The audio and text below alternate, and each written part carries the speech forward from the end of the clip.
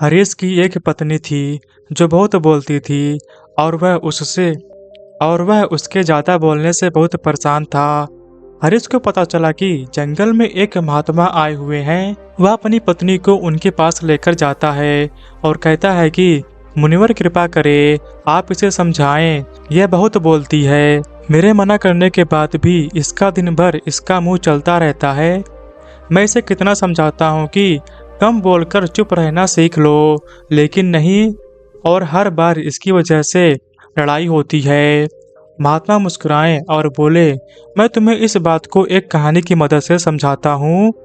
मेरे गुरु का एक शिष्य था जो बहुत बोलता था। वह हर समय इधर उधर की बातें करता था और कभी शांत नहीं रहता था। जब वह दान लेने के लिए जाता तो हर घर से एक नई कहानी लेकर आता और आश्रम के दूसरे शिष्यों को सुनाता, और एक शिष्य की दूसरे शिष्य से बुराई करता, चुगली करता और दूसरों के सामने अच्छा बनने का प्रयास करता, और खुद के मुंह से ही खुद की तारीफ करता रहता और हमेशा खुद को गुरु के सामने सबसे बुद्धिमान और उत्तम साबित करने का प्रयास करता। वह खुद को सभी शिष्यों से अलग और श्रेष्ठ मानता था। उसका कहना था कि मैं एक अमीर घर का बालक, अगर मैं चाहता तो एक आरामदायक और सुविधाओं से भरा जीवन जी सकता, लेकिन मैं वह सब छोड़कर यहाँ आ गया क्योंकि मुझे खोज करना है खुद को, क्योंकि मुझे खोज करना है, खुद को जानना है, जीवन को जानना है। एक दिन गुरु ने आश्रम के सभी शिष्यों को बुलाकर कहा, आप सभी को अगले 1 महीने के लिए कोई न कोई संकल्प लेना होगा। इससे आपकी संकल्प शक्ति मजबूत होगी और आप में आत्मशक्ति का संचार होगा। आप सभी अपने सामर्थ्य के अनुसार कोई भी संकल्प ले सकते हैं, और यदि 1 महीने से पूर्व आप में से यदि 1 महीने से पूर्व आप में से जिस का सही सही किसकी हो आप में से जिसका भी संकल्प टूट जाएगा वह अपनी पुरानी दिनचर्या में वापस आ सकता है।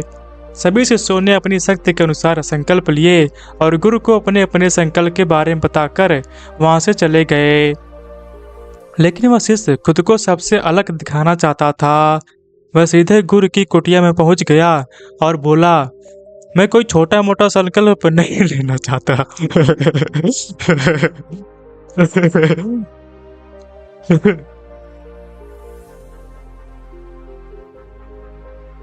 कुटिया में पहुंच गया और बोला, मैं कोई छोटा मोटा संकल्प नहीं लेना चाहता, बल्कि खुद की ही जैसे एक और महान संकल्प लेना चाहता हूँ।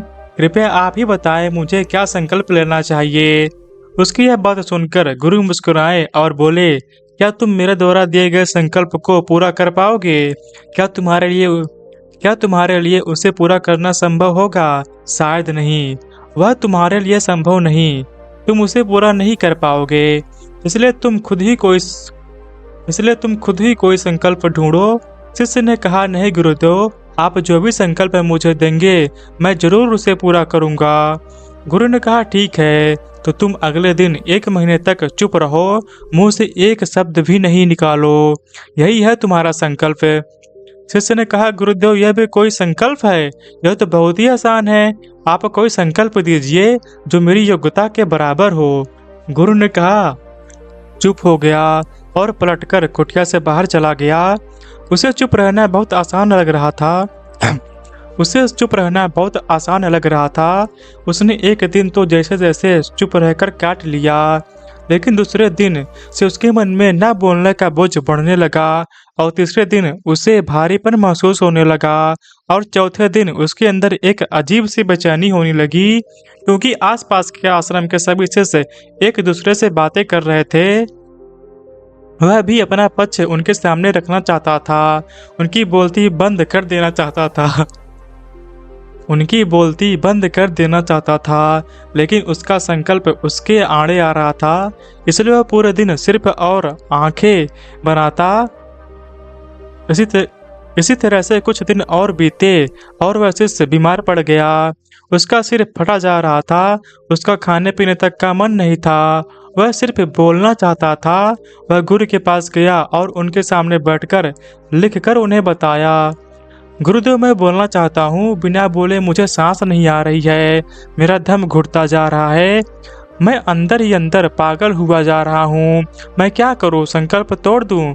क्या? यह पढ़कर गुरु मुस्कुराए और बोले, जो व्यक्ति अपना संकल्प को पूरा कर लेता है वह अपनी आंतरिक शक्ति को बढ़ाता है, और जो अपनी आंतरिक शक्ति को बढ़ाता और जो अपनी आंतरिक शक्ति को बढ़ा लेता है वह समाज और जागृति की राह पर आगे बढ़ जाता है। संकल्प का लेना भी तुम्हारे हाथ में था और इसे तोड़ना भी तुम्हारे हाथ में है। तुम्हारे बहुत से भाई अपने संकल्प को डटकर अपनी पुराने दिन पर वापस तुम्हारे बहुत से भाई अपने संकल्प को तोड़कर अपनी पुरानी दिन पर वापस आ चुके हैं। अगर तुमसे नहीं हो पा रहा है तो तुम भी संकल्प तोड़कर अपनी पुरानी दिनचर्या पर वापस जा सकते हो।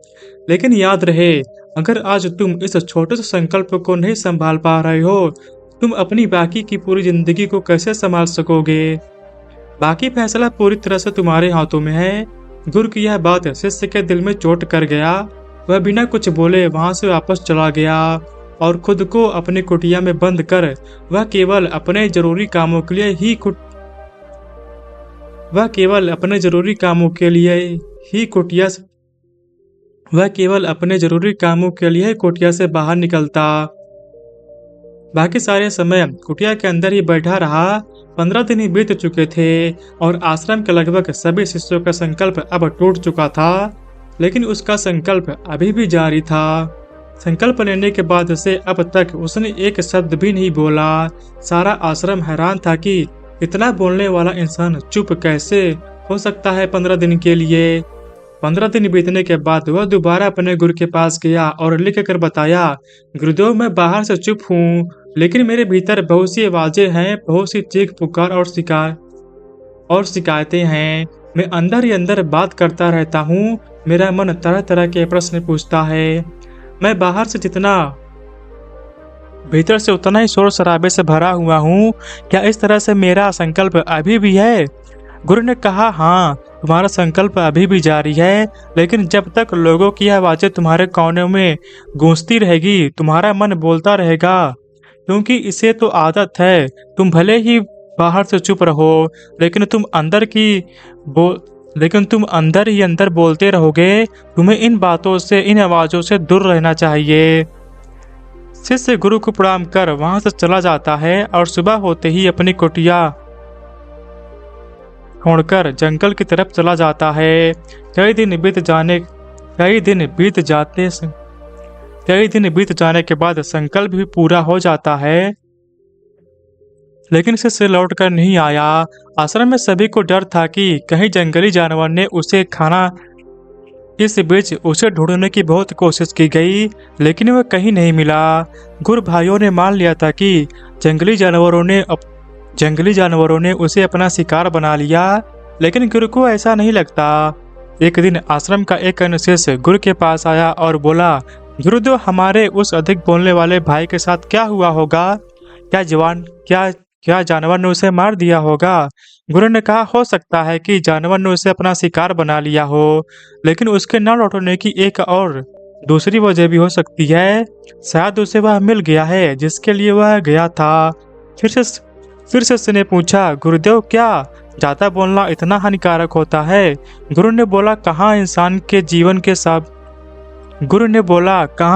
के जीवन के बहुत सारे दुखों में से एक दुख यह भी है कि वह कभी चुप नहीं रह सकता, हमेशा कुछ न कुछ बोलता ही रहता है। सिर्फ हमारे बोलने के कारण हमारे आधे से ज्यादा दुख पैदा होते हैं। हम में से कोई भी चुप नहीं रहना चाहता। हम बस सामने वालों को सुना देना चाहते हैं। जो भी हमारे मन में है सब निकालकर उसके मन में बैठा देना चाहते हैं। उसे समझा देना चाहते हैं कि देख, तू गलत है और मैं सही हूँ। इस तरीके से सुनने और सुनाने का यह काम जिंदगी भर चलता रहता है। लेकिन इस नासमझी में हम अपना समय, अपना जीवन, अपनी समझ और सबसे महत्वपूर्ण अपना कीमती पल लेकिन इसके बदले हमें क्या मिलता है? कुछ नहीं, सब व्यर्थ और बर्बाद हो जाता है। शिष्य ने पूछा, तो फिर इसका समाधान क्या है? गुरु ने कहा, पूरी जागरूकता के साथ अपने विचारों को देखना, यही एकमात्र तरीका है। सारी मानसिक समस्याओं का वर्तमान में रहकर चिंतन करना, पूरी जागरूकता के साथ अपना काम करना, जिंदगी में चमत्कारिक बदलाव ला दे जिंदगी में चमत्कारिक बदलाव ला देता है। उसके बाद वह शिष्य गुरु से अपने प्रश्नों का उत्तर पाकर उनको प्रणाम करके वहां से चला गया। उस शिष्य को आश्रम छोड़कर 3 महीने का समय बीत चुका था, लेकिन उसकी कोई खबर नहीं। अब तक तो सभी गुरु भाइयों ने अपनी अब तक तो सभी गुरु भाइयों ने भी उसके वापस लौटने की उम्मीद छोड़ दी थी। लेकिन एक दिन वह आश्रम लौट आता है, लेकिन अब वह नहीं था जो यहाँ से गया था। वह कुछ और ही बनकर वापस आया था। उसके अंदर एक गजब का बदलाव महसूस किया जा सकता था। उसके चेहरे पर एक गजब का ठहराव और आंखों में बड़ी शांति थी। आश्रम में आते ही सभी गुरु भाइयों ने उसे चारों तरफ से घेर लिया और बातें करने लग गए। वह भी अपने गुरु भाइयों से बातें करने लगा। उससे बात करने वाले सभी ने यह अनुभव किया कि वह पहले जैसा उतावला और बातूनी नहीं रह गया था। उसके मुंह से एक शब्द बहुत ही सुलझे हुए और मधुरता के साथ निकल रहे थे। थोड़ी देर तक गुरु भाइयों से बात करने के बाद वह सीधा गुरु की तरफ चला गया। उसने गुरु के चरण छुए और कहा, गुरुदेव, क्या मैं अब भी मौन हूँ? क्या अब भी मेरा संकल्प जारी है? गुरु ने कुछ देर तक शिष्य की आंखों में बड़े ध्यान से देखा और कहा, हाँ, तुम अब भी मौन हो। तुम्हारे मुंह से एक भी शब्द निकल नहीं रहा और तुम्हारा संकल्प अभी भी जारी है। शिष्य ने कहा, गुरुदेव, जब मैं आश्रम से गया तो मैं मुंह से चुप था, लेकिन मेरे अंदर बहुत सी आवाजें थी। मन में बहुत से प्रश्न थे और वह बंद नहीं हो रहे थे। मैं जंगल में चला गया इस उम्मीद से कि वहाँ मुझे शांति मिलेगी और मेरे मन की बकबक कम हो जाएगी। लेकिन मैं जितना एकांत में जाता गया, मेरे अंदर की आवाज़ उतनी ही तेज होती गई। मेरे भीतर की पुरानी से पुरानी आवाज़ें मुझे सुनाई देने लगी। तब जाकर मैंने महसूस किया कि मैं कितना गलत कर रहा था। जब मैं अपने परिवार वाले, दोस्तों के और गुरु भाइयों को बुरा भला कहता था, तो उस समय मुझे लगता था कि मैं सही कर रहा हूँ। जब मैं गुरु भाइयों की एक दूसरे से चुगली करता था और उनका मजाक बनाता था, तब भी मुझे यही लगता था कि मैं उनसे बेहतर हूँ और मैं सही कर रहा हूँ। लेकिन उस दिन मैंने पहली बार महसूस किया कि मैं कितना गलत बोलता था। काफी दिनों तक यह आवाजें, यह शिकायतें मेरे अंदर चलती रही, लेकिन धीरे धीरे करके एक दिन यह सारी आवाजें मेरे अंदर से समाप्त हो गई। अब मैं भीतर से मौन हो गया। उस घने जंगल से बाहर से कोई बोलने वाला था नहीं। भीतर कोई आवाज बची ही नहीं थी और मैं उस दिन पहली बार मौन का सही अर्थ समझा। मेरे चारों तरफ बहुत शांति थी। हालांकि अभी भी कुछ आवाजें आ रही थी जो कि पहले आती थी, लेकिन मैं उन्हें सुन नहीं पाता था। वह सभी आवाजें मुझे स्पष्ट रूप से सुनाई दे रही थी। हवा के चलने की आवाज़, चिड़िया के चहकने की आवाज़ और पानी के बहने की आवाज़। यह सभी आवाजें मैंने पहली बार पूरे होश पूर्वक सुनी। अपने चारों तरफ इतनी शांति मैंने पहले कभी महसूस नहीं की थी। तो इस शांति को भंग करने के लिए मैंने पहली बार अपने मुंह से कोई शब्द निकाला। मैं चिल्लाया, हे ईश्वर, यह कैसी शांति है? सभी कुछ इतना शांत क्यों है? ऐसा क्या हो गया? लेकिन मेरे चिल्लाने के बाद भी शांति भंग नहीं हुई। सब कुछ पहले जितना ही शांत था, बाहर भी और भीतर भी। हे गुरुदेव, मैंने अपने गुरु भाइयों से बात की, मैंने आपसे बात की। मैं बोल रहा हूँ, मैं चल रहा हूँ, मैं सब कुछ देख रहा हूँ, लेकिन मैंने अपने भीतर एकदम एकांत में मौन हूँ। भीड़ में होता हूँ तब पर भी भीतर से अकेला एकांत में होता हूँ। जब मैं खुद में भी शोर करना चाहता हूँ तब भी एकांत में ही होता हूँ। अब सब दिखाई पड़ने लगा है, सब सुनाई पड़ने लगा है। गुरु ने कहा, जब तक हम बाहर की तरफ बोलते रहेंगे, भीतर अशांति ही रहेगी। लेकिन जिस दिन हम भीतर की तरफ मुड़ जाएंगे तब हमारे मुंह से कुछ भी निकलेगा, हम शांत ही रहेंगे। दुनिया में जितनी भी बुराइयां हैं ज्यादातर हमारे बोलने से ही उत्पन्न होती हैं, क्योंकि हम चुप रहना नहीं चाहते। हम जितनी हम जितनी जरूरत है हमें जितना जरूरत है उससे कहीं ज्यादा बोलते हैं। हम सामने वालों को सुनाना नहीं चाहते, बल्कि उसकी बोलती बंद कर देना चाहते हैं। उसे समझा देना चाहते हैं कि मैं कौन हूँ, मैं क्या कर सकता हूँ, और यही हमारी जिंदगी का एक मकसद बनकर रह जाता है। हमारी सारी ऊर्जा व्यर्थ के बोल में बर्बाद हो जा हमारी सारी ऊर्जा व्यर्थ के बोल में बर्बाद होती रहती है। ऐसे ही समाज में लोगों का जीवन दुखों से भर जाता है, जो हमेशा एक दूसरे को सुनाने में लगे रहते हैं। कभी एक दूसरे को सुनाना नहीं चाहते कभी एक दूसरे को सुनना नहीं चाहते, समझना नहीं चाहते, और चुप रहना तो उन्होंने कभी सीखा ही नहीं। क्यों चुप रहना उन्हें छोटा महसूस करवाता है। दुनिया की सभी लड़ाइयाँ का कारण हमारा बोलना ही है, इसलिए हमें सिर्फ उतना ही बोलना चाहिए जितना जरूरी हो। क्योंकि व्यर्थ का बोलना ऊर्जा का नष्ट करना है, और यही बोलना और यह बोलना ही और यह बोलना ही हमें कभी कभी अपने भीतर की ओर लौटने नहीं देता, क्योंकि यह हमें बाहर की ओर खींचता रहता है। और बाहर क्या है, क्या इस संसार के अलावा। लेकिन अगर अपने भीतर के संसार की ओर मुड़ना है तो इस मुंह को बंद ही रखना चाहिए। इसलिए जितना भी बुद्ध हुए, आत्मज्ञानी हुए, वह सभी एकांत की ओर भागे, ताकि उन्हें ज़्यादा न बोलना पड़े, ज़्यादा सुनना न पड़े। वह एकांत में रहें और शांत रहें, इसलिए आसानी से भीतर की यात्रा कर पाएं। लेकिन अगर कोई चाहे तो इस संसार में रहकर भी एकांत में रह सकता है, वह शांत रह सकता है। लेकिन इसके लिए उन्हें अपनी ऊर्जा बचानी होगी, जिसे वह अब तक अपने व्यर्थ के शब्दों में बर्बाद कर रहे थे। दोस्तों, इस कहानी की सीख यही है कि व्यर्थ का बोलना ऊर्जा का नष्ट करना है। ज़्यादा और व्यर्थ बोलना ही हमें अपने भीतर की ओर लौटने नहीं देता, क्योंकि हमें बाहर की ओर झुकाए क्योंकि यह हमें बाहर की ओर झुकाए रखता है। और जिन्हें भीतर की यात्रा करनी है उन्हें अपने मुंह को बंद ही रखना चाहिए। मुझे उम्मीद है कि आपको यह कहानी पसंद आई होगी और काफ़ी कुछ सीखने को मिला होगा। कहानी के बारे में अपने विचार आप हमें नीचे कमेंट बॉक्स में कमेंट करके बता सकते हैं। बाकी अगर कहानी आपको अच्छी लगी तो इस वीडियो को लाइक करें, और ऐसी कहानी सुनने के लिए हमारे चैनल को सब्सक्राइब करें।